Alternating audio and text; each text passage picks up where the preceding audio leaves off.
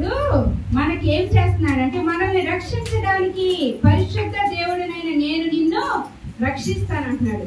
యెహోవానగు నేను నిన్ను రక్షిస్తానని ఇక్కడ సెలవిస్తా ఉన్నాడు.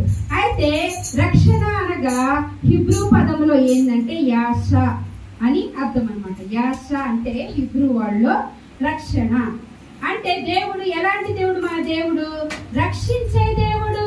రక్షించే దేవుడు. రక్షణ అంటే ఏంటి? రక్షణ అంటే మనం ఇక్కడ కూర్చున్నాము, వర్షం పడితే మన పైన పడిద్దా పడదా? మన పైన ఇక్కడ పడదు. ఎందుకని? దేవుడు మనకి రక్షణగా ఏమిచ్చాడు? ఈ సాగునిచ్చాడు కదా. అదే బయట కూర్చున్నాం అనుకో, వర్షం మన పైన పడిద్దా? పడినప్పుడు మనం ఏమైపోతాం? తడిచిపోతాం. కానీ దేవుడు ఏం చేశాడు? మనము తడిచిపోవటం కూడా ఆయనకి ఇష్టం లేక మనకి ఏం చేశాడు? రక్షణనే మనకు స్లాబులు మన పైన వేశాడు. అంటే అపాయం మనకి రాకుండా రక్షణగా దేవుడు మన పైన దేవుడు శిరస్త్రాణముగా ఉండి నిన్ను నన్ను కూడా రక్షిస్తా ఉన్నాడు. పరిశుద్ధ దేవుడినైన నేను నిన్ను రక్షించువాడను. పరిశుద్ధ దేవుడు మనల్ని రక్షిస్తా ఉన్నాడు. కాబట్టి ఇక్కడ చూసినట్లయితే అనేక మందిని దేవుడు రక్షించినట్లుగా మనం చూసుకోవాలి, సమయం లేదు.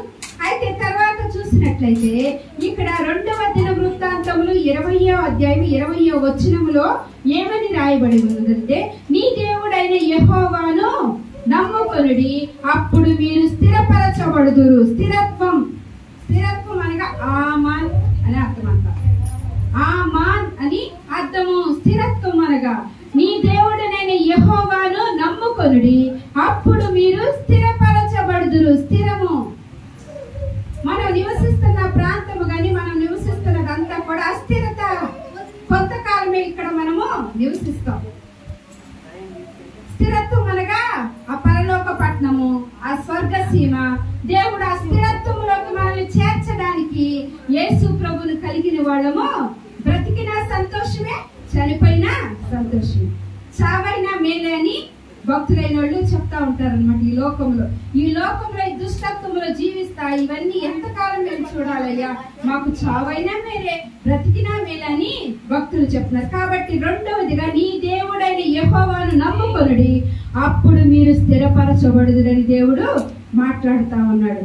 తర్వాత 3వదిగా చూసినట్లయితే ఇక్కడ శాశ్వతమైన ప్రేమతో నేను నిన్ను ప్రేమింతును. అగాపే ఎస్టీనని అర్థం అనమాట. అగాపే ప్రేమ దేవుడు చూపిస్తున్నాడు. శాశ్వతమైన ప్రేమతో నేను నిన్ను ప్రేమిస్తున్నాను.